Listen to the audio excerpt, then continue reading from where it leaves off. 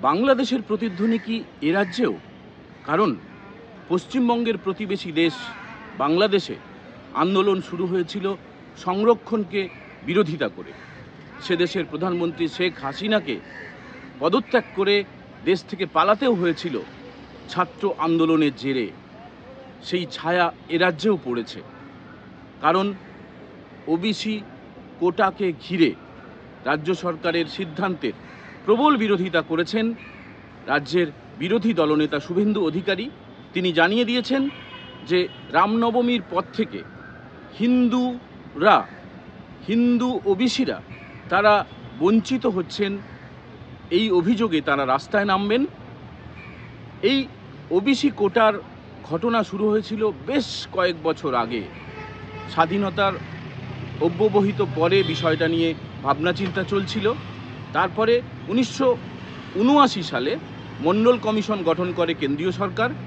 1980 সালের 31শে December report পেশ হয় রাষ্ট্রপতির কাছে। 1990 সালে প্রধানমন্ত্রী ভিপি সিং সেই রিপোর্ট কার্যকর করেন। 3500-এরও বেশি সম্প্রদায়কে ওবিসির সম্প্রদায়ের অন্তর্ভুক্ত করা হয়। আদার ব্যাকওয়ার্ড ক্লাস তারা শংসাপত্র পান। চাকরিতে, ভর্তিতে, পদোন্নতিতে বিভিন্ন ক্ষেত্রে সরকারিভাবে 27% বাড়তি কোটা শুরু হয় এ দেশে তথা এ রাজ্যে। তার আগেই চালু হয়ে গিয়েছে SC/ST কোটা 22.5%। সেই কোটার পাশাপাশি যখন 27% কোটা চালু হয়, দেখা গেল 49.5% কোটা চালু হয়ে গেল গোটা দেশে। তারপরেও এ রাজ্যে 2010 থেকে 12 সালের মধ্যে আরও 77টি সম্প্রদায়কে ওবিসি ক্যাটাগরির অন্তর্ভুক্ত করা হয়, যার মধ্যে 75টি সম্প্রদায় মুসলিমদের মধ্যে থেকে বেছে নেওয়া হয়েছে।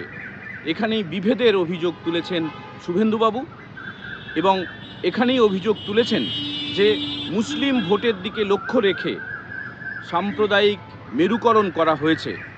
গত বছর আমি যেখানে দাঁড়িয়ে রয়েছি, কলকাতা হাইকোর্ট আমার পিছনে, এই কলকাতা হাইকোর্ট গত বছর রাজ্য সরকারের বাড়তি 77টি সম্প্রদায়ের অন্তর্ভুক্তিকে বাতিল করে দেয়। রাজ্য সরকার এরপরে সুপ্রিম কোর্টে যায়। সুপ্রিম কোর্টও পরিষ্কার জানিয়ে দিয়েছে যে ধর্মের ভিত্তিতে কোনোভাবেই সংরক্ষণ সম্ভব নয়। 1979 সালে মণ্ডল কমিশন কিন্তু ধর্মের ভিত্তিতে এই সংরক্ষণের প্রস্তাব করেনি। বলেছিল যারা পিছিয়ে রয়েছেন শিক্ষাগতভাবে এবং সামাজিকভাবে তাদের সংরক্ষণ চালুর প্রস্তাব কেন্দ্রীয় সরকার ইতিমধ্যে মেনে নিয়েছে এবং সুপ্রিম কোর্টে ধাক্কা খাওয়ার পরে রাজ্য সরকার আবার হলফনামা দেবে বলে জানিয়েছে। যা নিয়ে বিস্তর চর্চা শুরু হয়েছে গোটা রাজ্যে এবং এটার প্রবল বিরোধিতা করেছে রাজ্যের বিরোধী দল বিজেপি। আসুন দেখে নেওয়া যাক রাজ্যের বিরোধী দলনেতা শুভেন্দু অধিকারী এ নিয়ে কি বলছেন। মুসলিম কমিউনিটি আছে যারা পিছিয়ে পড়া, আমাদের পশ্চিম মুসলিম সহ যারা হ্যাঁ তারা তো আছে ইতিমধ্যে, তাদের নিয়ে তো আমাদের আপত্তি নেই। আবার জাতীয় ওবিসি কমিশন সার্ভে করে অর্থনৈতিক ভাবে যদি সে হিন্দু হোক, মুসলিম হোক, কোনো কমিউনিটি যদি কোনো পিছিয়ে পড়া কমিউনিটিকে ইনক্লুড করে তাতেও আমাদের কোনো আপত্তি নেই। কিন্তু বিশেষভাবে এই যে আমি তোমাদের 98% লোককে ওবিসিতে অন্তর্ভুক্ত করে দিয়েছি, আর কি চাও তোমরা? চাকরি বাকরি নেই, সার্টিফিকেট একটা করে দিয়ে দিয়েছি। এই যে উনার দম্ভের সঙ্গে বিধানসভার ভিতরে বাইরে রাস্তায় নির্বাচনী প্রচারে হাই অ্যাপিজমেন্ট পলিটিক্স করে একটা পার্টিকুলার কমিউনিটিকে ভুল বুঝিয়ে তাদের শিক্ষা, স্বাস্থ্য, কর্মসংস্থান না দিয়ে শুধুমাত্র ধর্মীয় মেরুকরণের ভিত্তিতে সাম্প্রদায়িক রাজনীতি করে তুষ্টিকরণ করছেন, এটা তার সবচেয়ে বড় প্রমাণ। এবং যে হিন্দু জনগোষ্ঠীগুলি এত সংগ্রাম লড়াইয়ের পরে মণ্ডল কমিশনের মাধ্যমে ওবিসি মর্যাদা পেয়েছেন, তাদের অধিকার কিভাবে এই মমতা বন্দ্যোপাধ্যায় ছিনিয়ে নিচ্ছেন। এই কমিউনিটিগুলির লোকেরা যারা এখনো তৃণমূলকে ভোট দেয় বা তৃণমূলের নেতারা যারা ওবিসি হিন্দু কমিউনিটির আছে, তাদের কাছে আমি শুধু প্রশ্ন করতে চাই যে আপনারা বঞ্চিত হচ্ছেন যাদের দ্বারা, তাদের সাথে কেন কাঁধে কাঁধ মিলিয়ে আপনাদের নিজেদের সর্বনাশটাকে আরো সুদূর প্রসারিত করছেন। আমি এর প্রমাণস্বরূপ যেমন হোয়াটসঅ্যাপ গ্রুপের প্রিন্ট আউট দিলাম, ফর্ম দিলাম, ফর্মের কপি আমাদের মিডিয়া সেল আপনাদেরকে দিয়ে দেবে, প্রোভাইড করে দেবে। সাথে সাথে এই ভিডিও ক্লিপিংটা আপনারা দেখুন। কোর্স অফ অ্যাকশনের মধ্যে আমরা হাইকোর্টে যে মামলা ফাইল হয়েছে তাতে আমরা ওবিসি মোর্চা রাজ্য আমাদের লয়ারের মাধ্যমে আবেদন করব আমাদেরকে ইনক্লুড করার জন্য। আমাদের মূল প্লি থাকবে জাতীয় ওবিসি কমিশনকে এই মামলা পার্টি করা হোক, গভর্নমেন্ট অফ ইন্ডিয়াকে ওই মামলায় পার্টি করা হোক, এটাই হবে আমাদের মূল বিষয়। এবং রামনবমীর পরে আমাদের রাজ্যের নেতৃত্বের সঙ্গে কথা বলে আমরা কলকাতাতেও হিন্দু ওবিসিদের বাঁচাও এই স্লোগানকে সামনে রেখে আমরা কর্মসূচিও নেব, জমায়েত করব। তার রূপরেখা আমাদের রাজ্যের ওবিসি নিয়ে একটা কি সার্ভে হচ্ছে, এটা কি কারণে হচ্ছে? আপনার কাছে কি কোনো লিখিত অর্ডার আছে? কারণ ওবিসি কিছুদিন দেখি ওবিসির কোনো ফর্ম টর্ম জমা নেওয়া বন্ধ ছিল, হঠাৎ করে আজকের যে সার্ভে শুরু হচ্ছে, আবার কেবলমাত্র একটা সম্প্রদায়ের লোকেদের খোঁজ খবর নেওয়ার জন্য সার্ভে হচ্ছে।